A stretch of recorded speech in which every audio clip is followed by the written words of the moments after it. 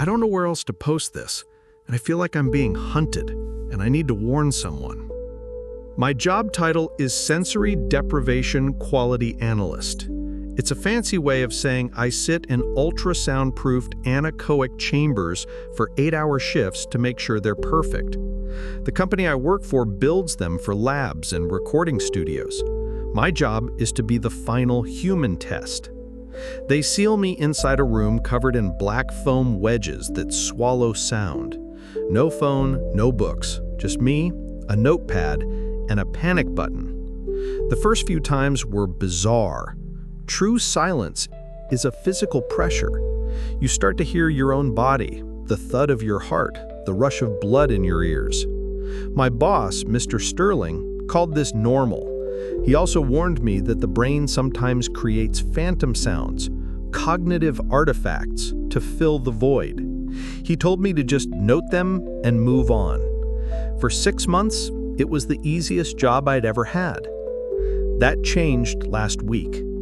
I was in a new chamber, the heavy door sealed with a final thump hiss, and I was plunged into the familiar oppressive quiet. About 2 hours in, I heard it. A tap. It wasn't my body. It was sharp and clear, like a fingernail on glass, coming from a corner of the room. I held my breath. Tap, tap, tap. I noted it down, my heart hammering. An hour later, something new. A whisper. A soft, sibilant shh sound, right on the edge of my hearing. It wasn't my breathing. It was coming from the same corner. I nearly hit the panic button. But what would I say? I heard a noise in the soundproofed room? That's my job. The next day, Mr. Sterling reviewed my notes. His face was a blank mask. The tapping, he said, his voice flat. And a whisper? I nodded, my throat dry. It didn't feel like an artifact. He looked at me with cold, analytical eyes.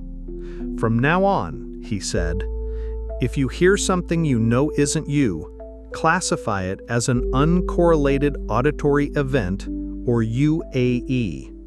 Note the time and location. But, and this is critical, do not react. Don't speak to it.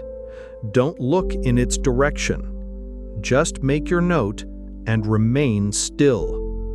Understood? The cold formality of it was more frightening than any whisper. I just nodded. Last night was my final shift in that room. I wish I'd never gone in. The moment the door sealed, the silence felt heavy, occupied. For an hour, nothing. Then the tapping started. Not from a corner. It was directly behind my chair. Tap, tap, tap. My blood ran cold. I forced my shaking hand to write 10:43 p.m. UAE, tapping, perceived location directly behind me. Then the whisper came, right beside my ear. It was a dry, rasping voice, and it said a word. Hello. I flinched, a violent jerk I couldn't stop. The sound was so close, so intimate. I was paralyzed. The voice spoke again, a little louder this time, filled with a dry, rustling patience. I know you're listening. I broke. I fumbled for the panic button and slammed my palm down on it. Nothing. I hit it again. It was dead. A low chuckle echoed in the silence, a horrible sound like dry leaves skittering across pavement. No one can hear you scream, it whispered, and this time the voice seemed to come from inside my own head. That's the point of this room. I spent the rest of the night huddled on the floor, humming to myself, trying to create noise to drown it out. But the voice kept talking. It described the mole on the back of my neck. It described the room from angles I couldn't see. When the green light finally signaled the end of my shift, I sobbed with relief. The door opened to reveal Mr. Sterling. He looked down at my crumpled form without a flicker of surprise. "Did you react, Mr. Davies?" he asked, his voice completely level. I couldn't speak, so I just shook my head. A lie. He sighed, a faint, disappointed sound. "Pack your things. Your contract is terminated." I ran. I didn't stop until I was in my car, shaking. I'm home now. The sun is up, but I'm terrified of the quiet. Every time the house falls silent, I feel that heavy, expectant presence.